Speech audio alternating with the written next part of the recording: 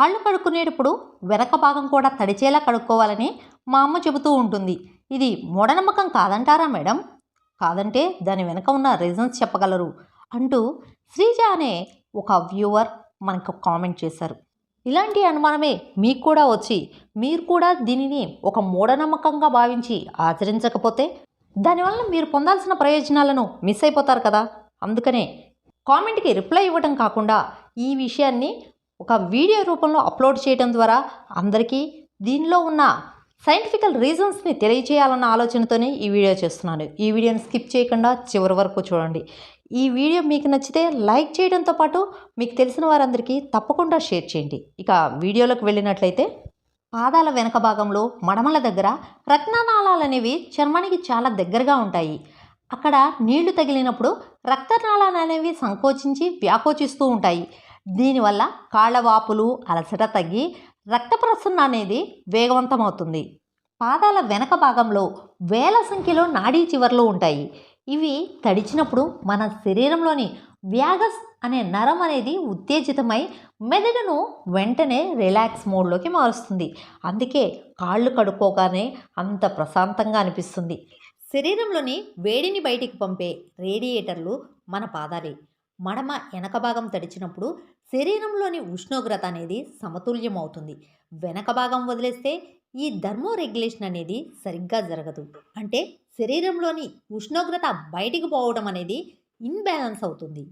అలానే పాదాల వెనక భాగం మరియు మడమల దగ్గర మన శరీరంలోని అంతర్గత అవయవాలకు సంబంధించిన ప్రెజర్ పాయింట్స్ అనేవి ఉంటాయి. కాళ్ళు కడిగేటప్పుడు ఆ భాగాలను రుద్దటం వల్ల ఆ పాయింట్స్ యాక్టివేట్ అయ్యి జీర్ణక్రియ మెరుగవటమే కాకుండా కంటి చూపుకు కూడా మేలు జరుగుతుంది. మన శరీరంలోని అరికాళ్ళు మడమల దగ్గర ఉండే చర్మం మందంగానూ గట్టిగానూ ఉంటుంది. దీనివల్ల అక్కడ త్వరగా మట్టి పేరుకుపోతుంది. అక్కడ ఏర్పడే మృత కణాలు బ్యాక్టీరియా ఫంగస్ వల్ల ఇన్ఫెక్షన్లు రావడం కాళ్ళ పగుళ్ళు లాంటి ఇబ్బందుల్ని ఎదుర్కోవాల్సిన పరిస్థితి ఏర్పడుతుంది. అందుకనే మనం కాళ్ళు కడుక్కునే ప్రతిసారి కేవలం మడమలపై నీళ్లు పోసుకోవడం కాకుండా శుభ్రంగా రుద్ది కడుక్కోవడం వల్ల ఈ ఇబ్బందుల నుంచి బయటపడవచ్చు.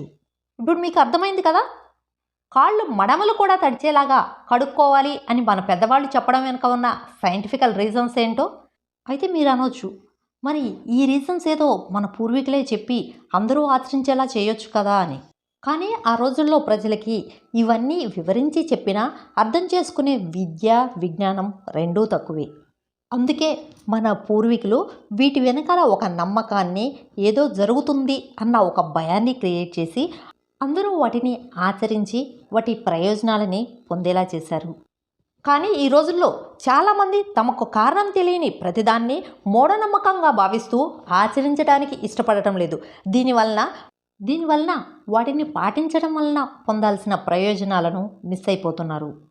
అందుకనే మన ఆచారాలు నమ్మకాల వెనకాల ఉన్న నిజాలను తెలియజేస్తూ మన మనోవిష్టం ఛానల్లో వీడియోస్ చేసి అప్లోడ్ చేస్తున్నాను. నా ఈ చిరు ప్రయత్నానికి మీ వంతు సహకారాన్ని అందిస్తూ మన ఛానల్ను సబ్స్క్రైబ్ చేసుకోండి. అలానే ఈ వీడియోస్ని మీకు తెలిసిన వారందరికీ తప్పకుండా షేర్ చేయండి.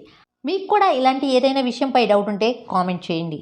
నాకు తెలిసిన విషయాలని వివరించి చెప్తాను. తెలియకపోతే తెలుసుకునైనా సరే మీ యొక్క డౌట్ని క్లారిఫై చేసే ప్రయత్నం చేస్తాను.